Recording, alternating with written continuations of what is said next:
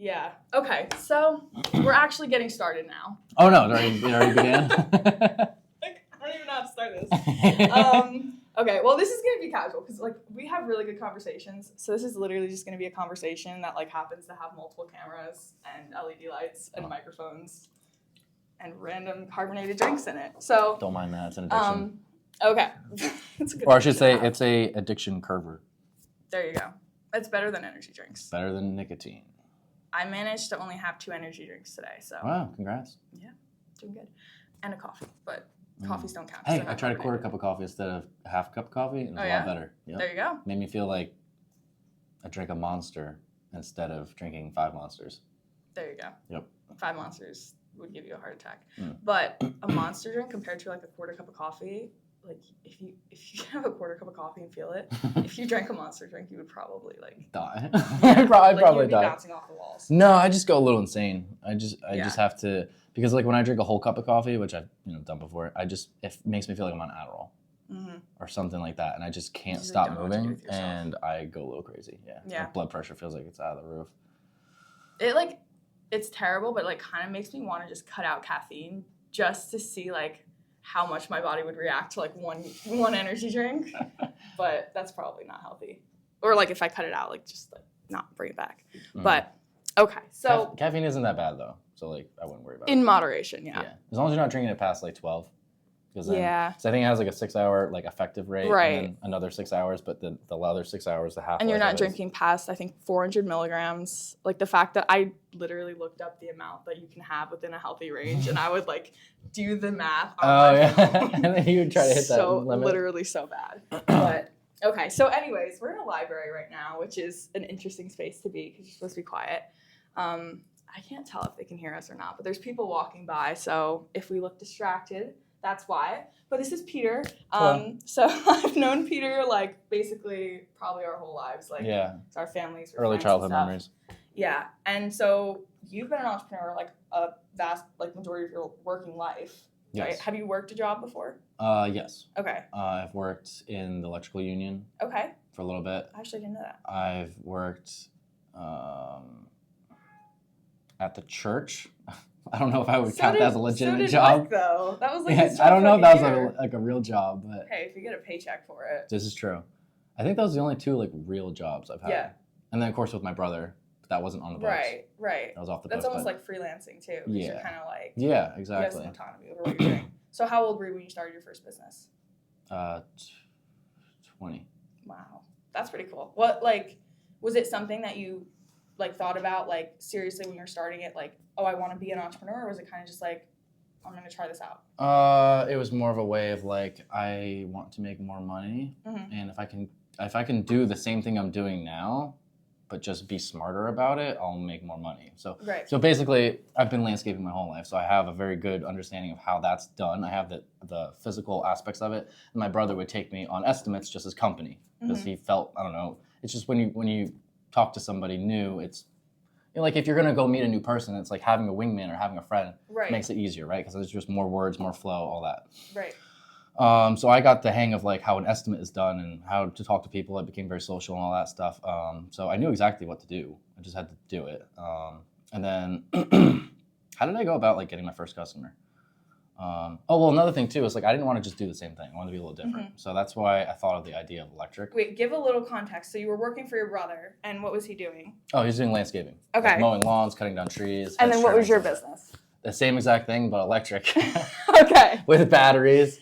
So it kind of all ties into like my hobbies and the reason why I went to electrical union and all that stuff, because I really love electric. I love renewable energy. I love being off-grid, sustainable, independent, all that jazz.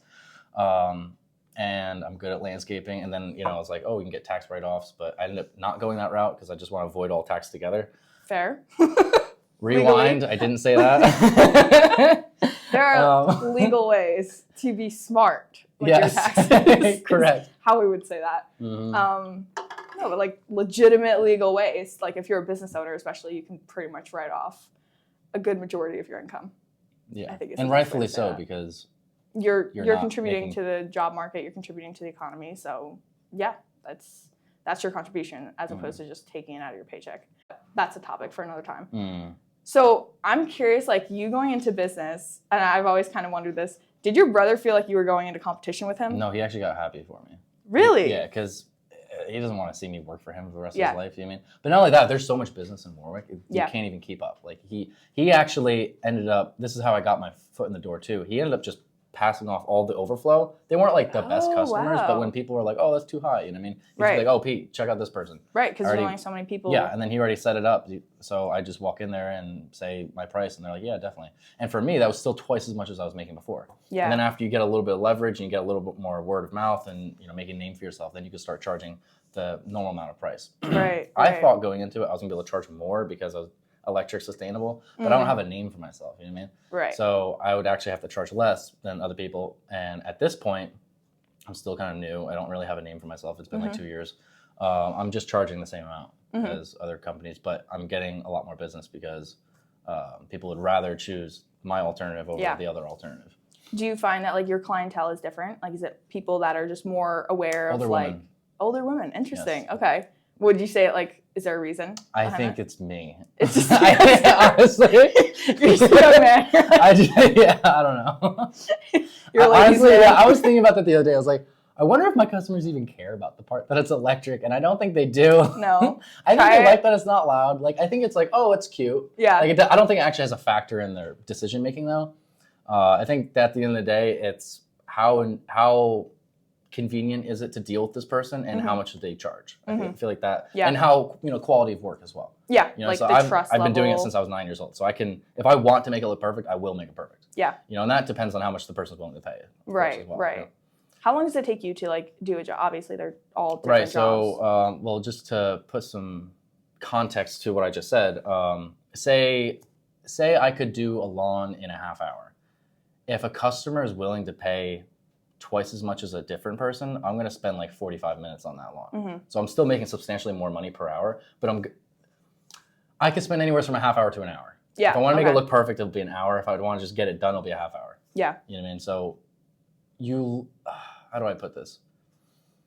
The amount that you're getting done is cut in half by every, like, like half-life of things. Like there's basically a half-life to your efficiency. Okay.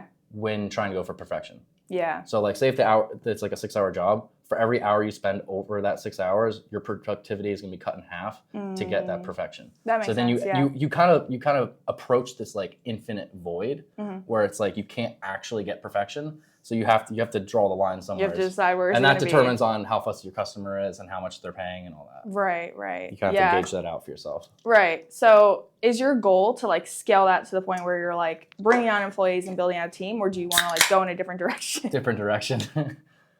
And okay, so what is that direction? Probably get sponsored by Zevia. That'd be ideal. And then you call it Zevia? Videos. What? You call it Zevia? I do. Really? I used to because its derivative is stevia. That's actually sweetened, which is stevia for you. You think it's stevia? What? Stevia? It comes from stevia, and that makes Zevia. Anyways, is the I making the E the E? I don't know. It started at stevia. Stevia. No. Stevia. That's how my grandma says it. Listen, I was homeschooled, so like. I was homeschooled too. That's probably why we can't figure it out. That's actually a great point. I wanted to talk about the education system, which is like such a great topic, and like I know it's a popular topic to talk about right now, so that's why I want to talk about it. And we also just talk about it naturally like all the time because we were both homeschooled. I know I've talked about being homeschooled before, and at the time absolutely hated it. And I think every kid probably would because every kid hates school too. Yeah, and every kid just wants to be like every other kid. Like when you're young, you just kind of want to fit in, and then you like get older and you're like, oh wow, like I'm so thankful I'm not like everyone else. But what was your experience, and do you feel like that played a factor in you kind of maybe taking a non-traditional path like you have? Yeah, being homeschooled. I think that my path was heavily reliant on my older brother's path. And I think my older brother's path was highly reliant on him being such a non-compliant person. which nowadays is like a good thing. Yeah. But it turns out too, like disagreeableness is what allows you to advance, as long as you keep it within context, as long as you like don't being stubborn. So it's like being able to control your emotions, but being disagreeable is like the best combination to making the most money possible, along with intelligence. That's good to hear. Yeah. But you gotta be able to control the emotions. Otherwise you're just wrecking. My mom would you end up in be jail. like, don't listen to that. So like uneducated people who are disagreeable end up in jail. Yep. Disagreeable people who are educated are psychopaths that become CEOs. You know, so that was actually, this is kind of off topic, but I remember Jordan Peterson. I remember him telling somebody about how he counsels women how to make more money in their job. Okay. And he teaches them how to be more disagreeable without involving emotion. Okay. Yeah. And it's so like women, what was the point? I think the point was like testosterone breeds disagreeableness, and women have less of that, so they're more agreeable. Okay. In a confrontational way. Yeah. They're more likely to do things passive behind the scenes. Yeah. Than up front. I feel like women are definitely more passive aggressive, whereas men, it's like very obvious when they disagree, and women, it's kind of like you have no idea, and they'll just like do something shady, just being honest. But that's like interesting because I feel like what you're labeling as disagreeableness is also just like the ability to be a critical thinker and like question what's happening. Because like I feel like a lot of people would hear like disagreeable and they're like, oh, this person's just like causing problems. But really, like, that person's just, like, raising questions and, like, questioning the norm and maybe presenting a different idea that everyone doesn't agree with. But without those people, you're just going to continue on the exact same trajectory that society was on. So you have to have those people that are kind of, like, sticking their head above the water, stirring the pot. And it's, like, it's a really good thing to have those people. Yeah, I don't think they're the same, but I think they're correlated. It's like disagreeableness and critical thinking. I think they're correlated. But the difference being that it's like if you're critical thinking and you ask a lot of questions and you're not a disagreeable person, that's completely valid. But eventually, if you don't develop a disagreeableness about you, you'll end up just shunning the critical thinking part. Interesting. So like define it's almost like you need the disagreeableness to continue being critical thinking. Okay. So like define that. Like define what is it? Or give an example. Like, what's a disagreeable person? Okay. So say you're in class and your professor says something you just completely disagree with. So then you're like, oh, let me ask a question to like kind of validate what he just said or to, challenge the authority of it. And he's like, makes fun of you and shames you in front of the whole class, right? If like no one can deal with that unless they come up with a way to deal with it, right? So like they either have to just not let it affect them or, continue. In order to continue doing that, you have to disagree with people and not care that they, like not comply. Like you're like, okay, I'm still going to raise my hand. I'm still going to say that. You have to be a confrontation. You have to seek confrontation for that to happen. If you're non-confrontational and, every time you try to do that, you'll feel it. Like non-confrontational people, like they hate that. They kind of back off from their own points. Right. And then they'll hate that feeling so much because it makes them feel like they're being ostracized from their clan. And that innately feels like death. Yeah. Like, I'm going to die if I continue down this path. Which is like a human instinct. Yeah, like exactly. To fit in. Like, if you think about like hundreds of years ago, like you had to kind of fit in just to like ensure that you had that kind of like herd protection and you were a part of the community because people really couldn't survive without each other. So I think that's like a human instinct that like in today's day and age where you do need to be independent, if you want to actually succeed, you have to be willing to go do something different. Like, it's the opposite. And people have that like human desire to just fit in and like be normal because it's protection. But if you don't have the ability to kind of like disregard all that, take the leap of faith, like we were talking about yesterday, like that fear of like having nothing to fall back on because you've just like taken a jump or like taken a risk is like terrifying, but it's also the only way that you're ever going to achieve anything different. So I think that's like, it's a normal fear, which is useful in like specific situations, but now it's like kind of outdated. I wanted to touch on what you just mentioned in there, which was being dependent. So that way you don't feel like you need other people. So that way you can make up your own mind and make your own decisions. So that way you don't have this fear holding you back. And I like that idea of, so like if you do everything yourself, you're actually working backwards. You know what I mean? Like having a network and using other people, that whole, you know, like specializing all that stuff is how you succeed. But being able to do everything yourself is important, because then in the back of your mind, you have that security that you don't actually need that person. You could do it yourself. You know, so like, okay, what's a good example? Like even say just cooking your own food. Like some people literally don't know how to cook. It blows my mind. Like, okay, they know how a microwave works, but like, they would probably figure it out. But oh my gosh, no, I know so many so people even like if it's not productive, say if you're in a stage of life where it's not productive to cook food, watch a 15-minute video, learn how to do it, so that way you have that in the back of your mind. Even like survival skills, like, okay, if I didn't have this, what would I do? Yeah. You know, because then you don't have to, I don't know what type of person you are. If you're not like a high energy, high anxiety person, then maybe it doesn't really matter. Maybe, but for me, but if you need it, then you need it. Like you never know. But yeah, no, that's a good point, because I feel like there's kind of like two different takes on the word independent, because like if you look at anyone who is successful, what they did was they had an idea. And I think the independence is that they could have that idea that was maybe not supported by anyone, and they still went after it. So they weren't reliant on anyone's like approval. Yes, exactly. But they were able to then pull together a team of like engineers, of, you know, like data experts, lawyers, all these people in the fields that they needed. And they were just the ones with the vision that brought all those experts together. They weren't necessarily even the smartest person. They just were the connector. So I think, like to what you're saying, like you have to be able to work with people. Otherwise, you're never going to really achieve much, because you're just, I mean, you'll be self-employed, but like that's it. So yeah, that's a good point.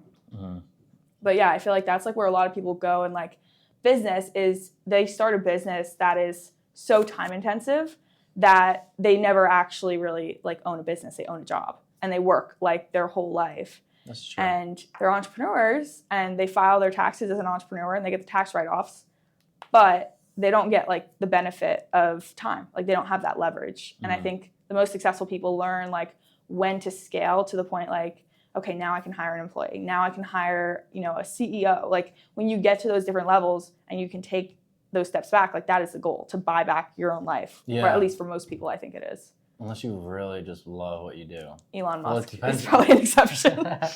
Yeah, well, I don't know. I kind of feel bad for him, actually. Yeah, I think he would agree. Like he doesn't. Yeah, he doesn't like.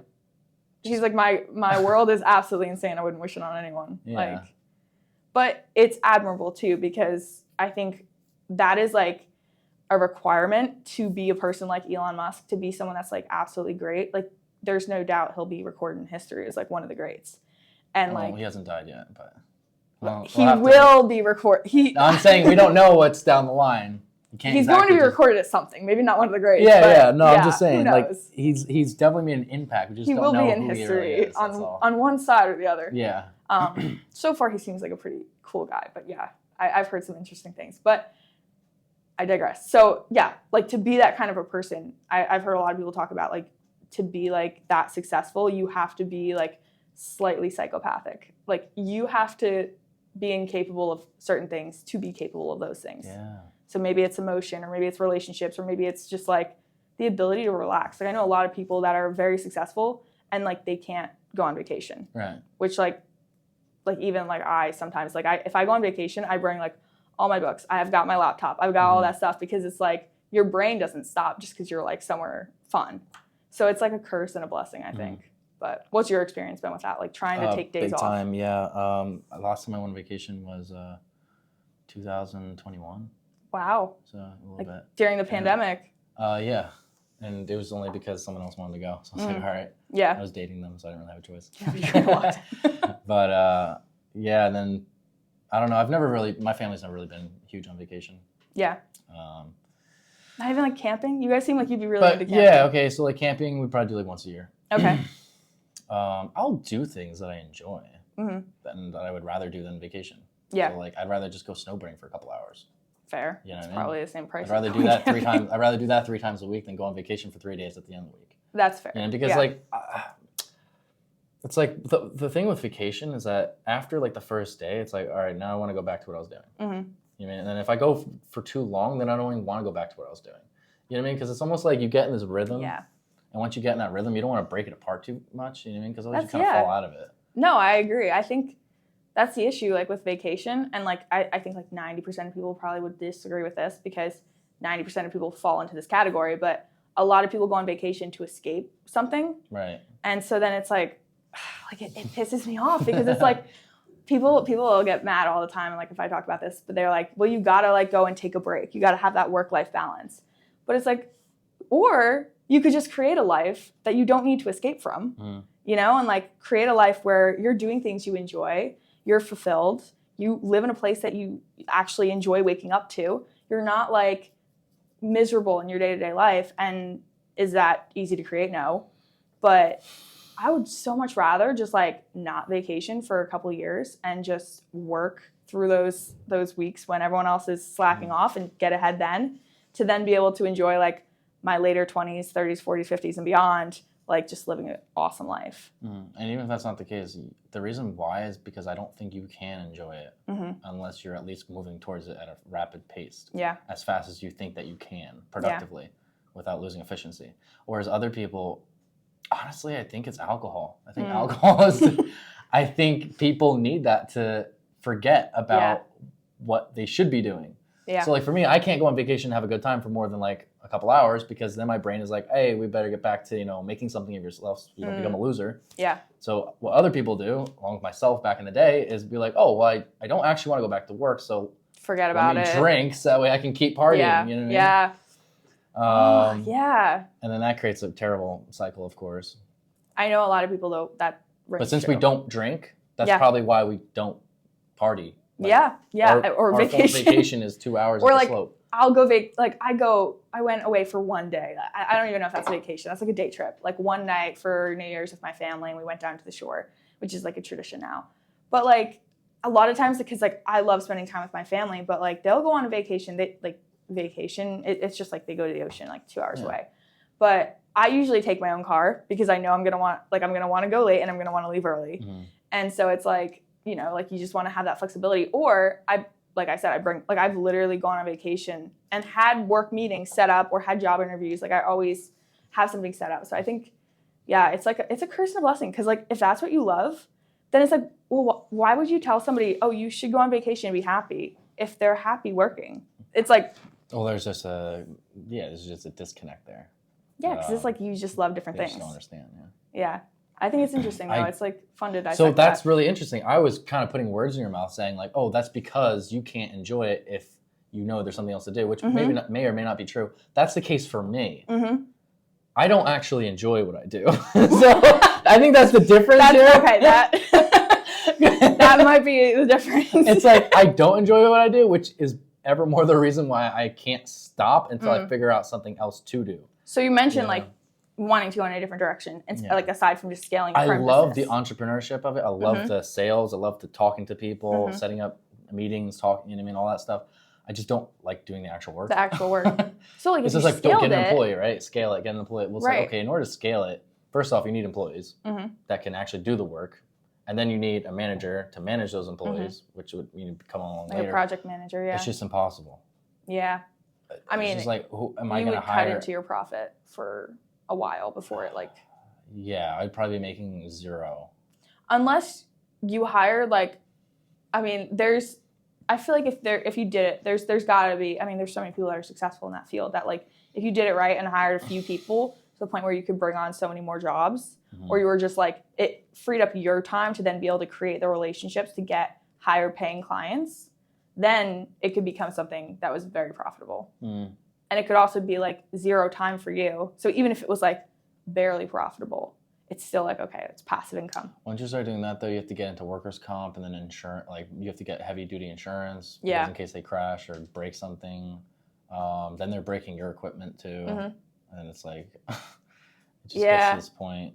It makes you question like the industry that you're in. Yeah, I don't know. There's two people in Warwick that are pretty big that have it like that, which are pretty successful. I don't know. Maybe I'd talk to them. Yeah. But at the same time, I don't really want to even be in this field. I'd rather be in more of a... Well, that's the thing. It's like most entrepreneurs don't end up in the field that they start in. So it's not like just because you started in that you have to like scale that business and ended up successful in there. Like, and that was never that was your first business. Yeah. And that served its purpose for the period of time in your life that it was there. So like if you decided to go a completely different route, you now have years under your belt of managing clients, of building relationships. You also have those relationships carry forward into other things too. Like you can reach out to those people with a totally different product. Yeah. And like sell those same people because you have relationships there. Like it could literally be like a tech program or like a course or something. Something that's like very low time commitment, but you already have a network. So that's huge. Very, very true. And you probably already kind of have a rough idea of like budgets, and you know you're working on these people's properties. You know what they're willing to pay or what they're willing to do. And how to gauge how much someone's willing to pay too. Like, because a lot of times people, they're like, oh, this is my product, this is how much it costs. You know, and like that's fine if you're selling an actual product, but when you're selling a service, see, it really depends on what they want. So you kind of gauge what they want. You kind of give. You usually start with like a high estimate ballpark. Like, yeah, it probably costs, you know, upward around $2,000, and just like get their reaction. Like, you know, you'd be willing to do it for $1,000, but you just throw a super high number out there. Just like look at them and see what just like how read they react. And sometimes they're like, yeah, sure. And you're like, oh shit, okay, we're good. Well, that's the thing too. You know, is that bad? Like, I don't know. No, it's not bad. I think it's like, so long as you're delivering that like value. And then for that type of person, that's like, I think that I'm overcharging, then I do a perfect job. You know what I mean? Then you get really good recommendation. And if you only serve people like that, the quality of your work is so much better. It's like, because then it's actually better for both people. Yeah, you're relaxed. You're like, all right, I can take my time on this, just make it perfect. Yeah. I think that's like, whatever your next business is, that's the direction you got to go. Is like actually like just target the people that have the money. And I mean, like, it's like what Alex Hormozy always talks about with like, he's got this value proposition. He's like there's so many people competing to be the cheapest in the industry. That's like the worst market to compete in. Like, just be the most expensive, deliver the most value, because that gives you so much freedom. Then you can throw in just like, you know, throw in all these extra things that make your service actually better than what everyone else offers. Just bring in like components that they don't have, combine it in a different way, and then build the relationships to where you can actually communicate that with the people. And when you charge those prices, then you have like you said, the freedom to actually execute like a perfect job, because you're not, you know, scrambling to try and make it cheap, which everyone is trying to be the cheapest in the field. So I think that's like a huge advantage. Well, a lot of people do only care about price too, so that's hard. I mean, it's because say I'm serving like 4 customers a week, depending on the size of the job and all that stuff. I'll probably have like 1 high class one per week, and then the other ones are kind of fill-in jobs just to keep myself busy and to continue making money. You know, and those other people are more concerned about the price than anything. If you were to just target like those people and like, it would take me a while to fill the whole schedule. I don't even know if I would be able to. But if you could, how much more money would you be making? Oh, if I could, you'd be able to like double. See, that's the thing. Honestly, 1/5 of my customers make up like 50% of my money. Yeah, I believe it. So I make average probably $5,000 a month. If I only targeted the high value ones, I could probably hit 10, 12. Yeah, which would be pretty sweet. I feel like if that was what you wanted to do long term, that's what I would say to do. Because like I don't know how to like. They're here. It's Warwick. Yeah. But they're like, that applies to any field, I feel like. But it's not just people with money. Like I have some people with like tons of money, but they don't pay more. You know what I mean? Because they're smarter. Yeah. So you kind of have to, it's a weird combo. It's like you have to find someone, like inheritance money usually. When you hit someone with inheritance money, they just don't care. Yeah, they just don't care. They didn't work for it, you know? But also if you come in and you have like something that they don't have, like I don't know the landscaping industry super well, so I wouldn't know like what components like would really, but like, I don't know, maybe like you offer like a free pool cleaning, or like every time you do their lawn, you bring their mail in for them, or like stupid things. But it's like, oh, this guy's really like got to, yeah. Because if there's anything I see that doesn't cost me any more time, I always do it. Yeah, it depends on the customer. You know? Bring them cookies if they're an old lady. Do your hair really nice. Yeah, no, I'm not even kidding. Oh my gosh. Certain customers that make sure I look good. You know? Yeah. Well, I mean, like, first impressions are everything. So I feel like that applies across the board. But old ladies, that's probably your sweet spot. On the lawn, it's really hot out. Maybe take the shirt off. No, we're so off track. But definitely never done that before. Yeah, okay. I'm trying to think, like, what are some other things I really wanted to talk about? I feel like we talked about the homeschooling and, like, entrepreneurship, and then, like, something we've alluded to but not talked about is just like we're both very young, obviously. So this is like the time when a lot of people our age are figuring out their careers. They're either in college or graduating and maybe, starting off in their job and probably finding out that it's not what they thought it was. But I'm curious, like, what your take on this generation is. What do you feel like, we've talked about the vacations too, the drinking and stuff. Like, what do you feel like this generation is kind of missing right now? And like purpose, big time. Yeah. God, big time. Community, huge. Sense of like identity. That's a big one. Identity. Yeah. That's like the whole transgender push, the whole LGBTQ plus PV. I don't think those are letters. But, they actually probably are. No, but not to like put any of that down. It's more so like the reason why it exists is because people are trying to fill a void. Yeah. About how a lot of times people feel out of their body and that they don't belong in their body. And then they want to do something about it. But what I found is that when I felt that way, you actually, instead of focusing on that you don't belong in your body, focus more on things that, it's such a shallow thing to think about it. It's like, right? Like people who are like, oh, care about your hair and all that stuff. If there's a purpose behind it, like, oh, this person will respect me more because I don't have a messy head. You know what I mean? Like, oh, it looks like the person tried. That's one thing. But when you become caring about those other things is more vain, I think. Yeah, when it becomes your identity. Right, and I think it comes from a lack of purpose as well. If you have a stronger purpose in life, then you're not worried about those stupid little things. You know what I mean? Like if your tooth is slightly crooked, it's like it doesn't matter because that's not what life's about. Life's about this other thing that I find very valuable. And I think the reason why we have this giant problem of an identity crisis with the younger people is because there is no God, which is the highest ultimatum in life. There's no God in their life. The concept of it just doesn't exist. And then their family is broken to its very core. Yeah. 90% of them.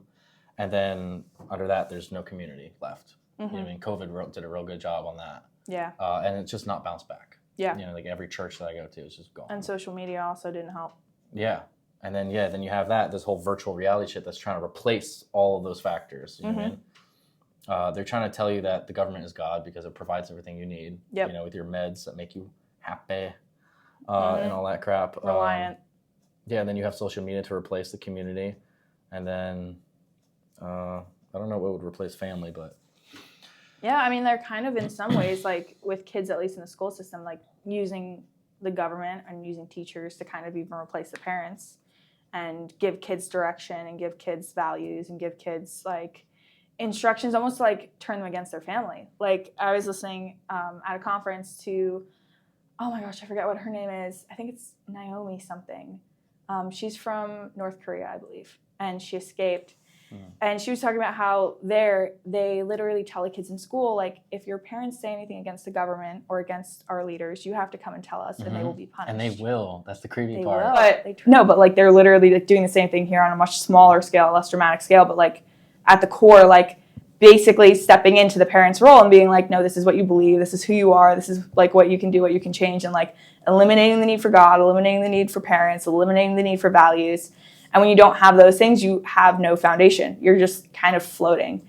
And then you don't have an identity. Like if you don't have anything to fall back on, you don't even have like really a conscience at that point. There's really, really like, it's very vague what right and wrong even is. It's kind of like your reality is your reality, my reality is my reality. And I think when you do that, then like that's when people get lost because their identity, it just changes. Like, if your identity is not caught up in something concrete, you're never really going to know who you are. And I think there's good and bad ways to like, go about it because some people's identity is literally like so, like for example, like a sports figure or like a performer or something, like their entire identity could be that, or it could be their work or whatever their talent is. And then that goes away and then they don't know who they are. So that's dangerous too. But you do have to have something that you're chasing and some kind of a purpose that you're tying your self-worth to things that you can control, like your work ethic, your discipline, your habits, your values. And I think our generation really has nothing concrete to hold on to. Well, it's because another thing too is that like, well, what's the point? A lot of people try working, they try saving a little bit of money and then like they can't buy anything with it. And they're like, well, what's the point? And And then, the previous generation and what it used to be was like, oh, well, if you save up enough and just work really hard, then you can, buy a house and own things yourself. Yeah. And it's getting to a point where it's getting harder and harder to own things, It's crazy. It's if like you look at these data charts for a house here. Yeah. If you look at the data charts, it's like a house the same house back in like the 60s was like 70 grand and now it's 200,000. Yeah. There's like this huge jump. It's crazy. Same thing with like rent, and they did a rent to income. Did you see that chart on Instagram? It was like a video, and it kept going up. It was like this, and it kept going. It's like crazy. Not even correlated anymore. It's like 4,000% higher. It's like, how can you compete with 4,000%? It's like it gets to a point where it's like there's no point anymore. No.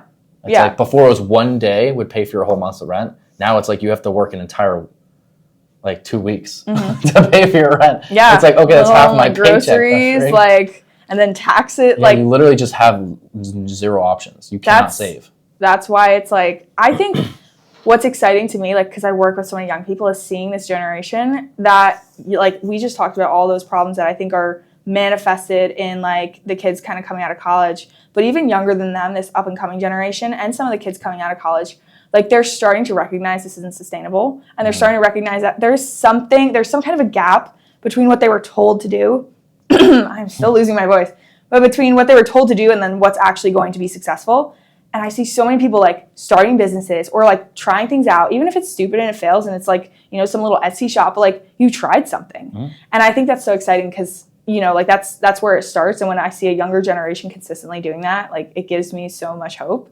And obviously I'm part of that generation. I can't speak to it I've seen this happen before, but just from what I've seen, I think there is a lot of really incredible people in our generation that are starting to be they don't care. They're just you know what, if it doesn't work, it doesn't work. But what's the worst thing that's going to happen? I'm going to end up like my parents. I don't want to do that. So, I mean, it's just, there's almost, it's gone so extreme that they have nothing to lose. So why not try something?